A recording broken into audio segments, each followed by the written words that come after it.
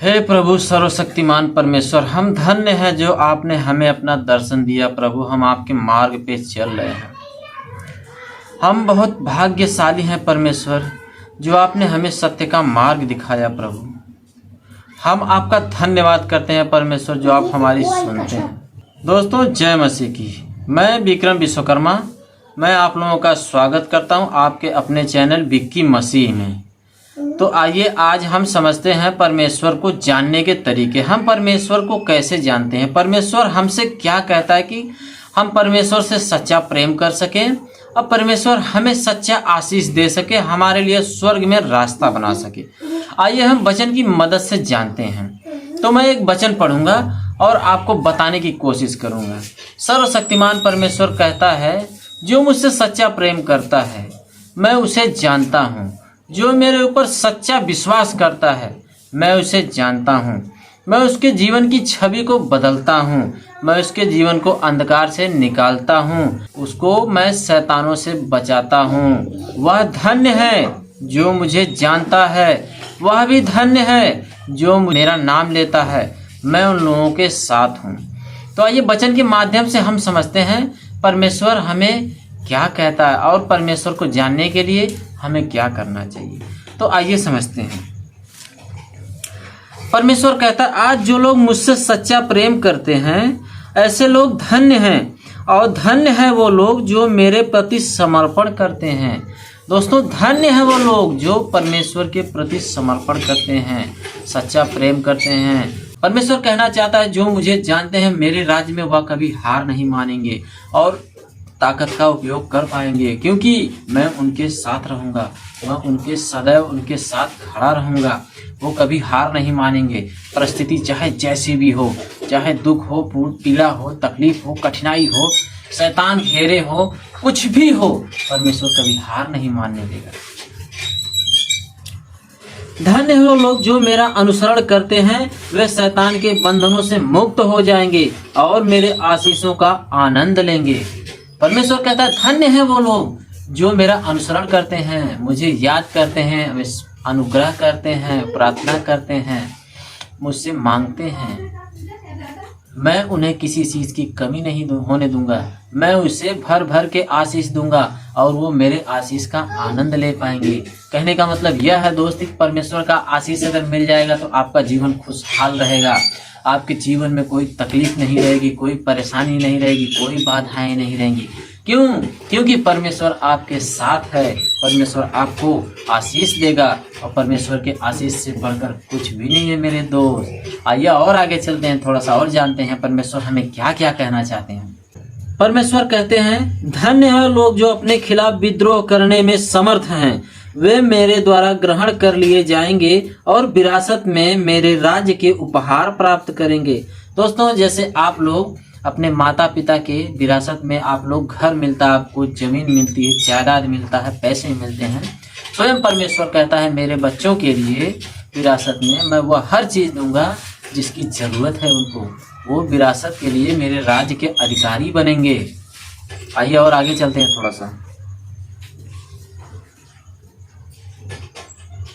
जो लोग मेरे लिए धूप दौड़ करते हैं उन्हें मैं याद रखूंगा। जो मेरे लिए खुद को खपाते हैं मैं उन्हें स्वीकार करूंगा।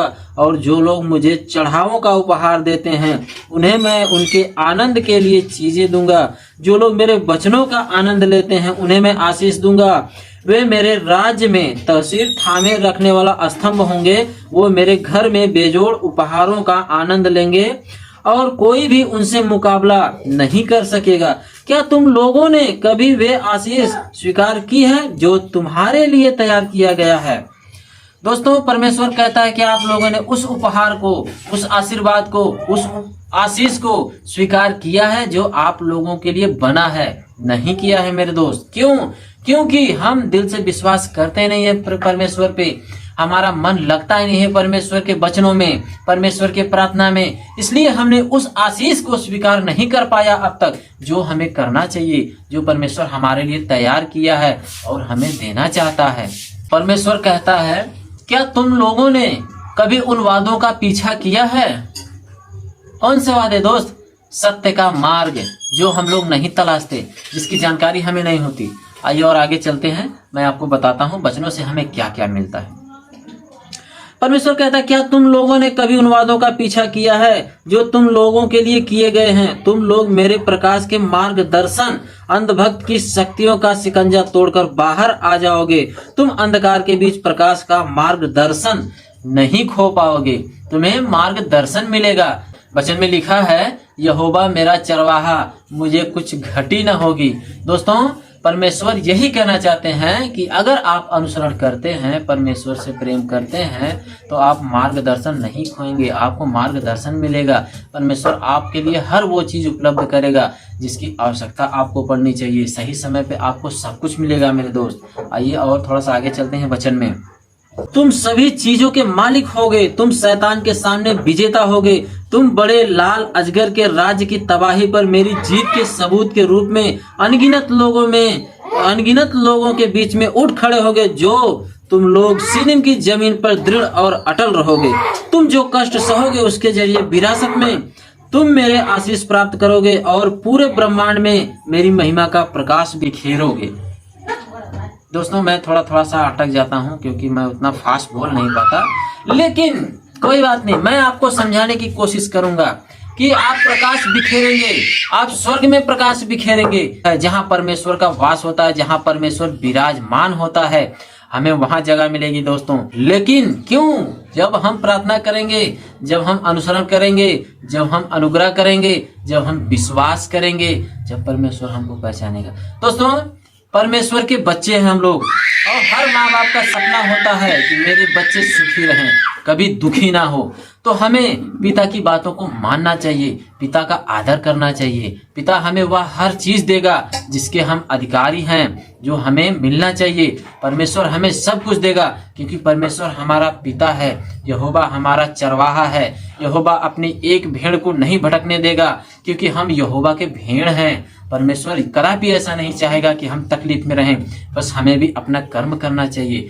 दोस्तों, हम भी परमेश्वर के शरण में आएंगे तो परमेश्वर हमको पहचानेगा, परमेश्वर हमको जानेगा, परमेश्वर हमें हर पल देखता है। हमें अनुसरण करना चाहिए, हमें प्रार्थना करना चाहिए। तो चलिए मिलते हैं अगली वीडियो में। अगली वीडियो में हम आपको बताएंगे कि परमेश्वर कितने चरणों में काम करता है और परमेश्वर ने कौन से चरण में कौन कौन सा नियम लागू किया था, कौन कौन से नियम बनाए थे। तो चलिए मिलते हैं अगली वीडियो में, तब तक के लिए जय मसीह की।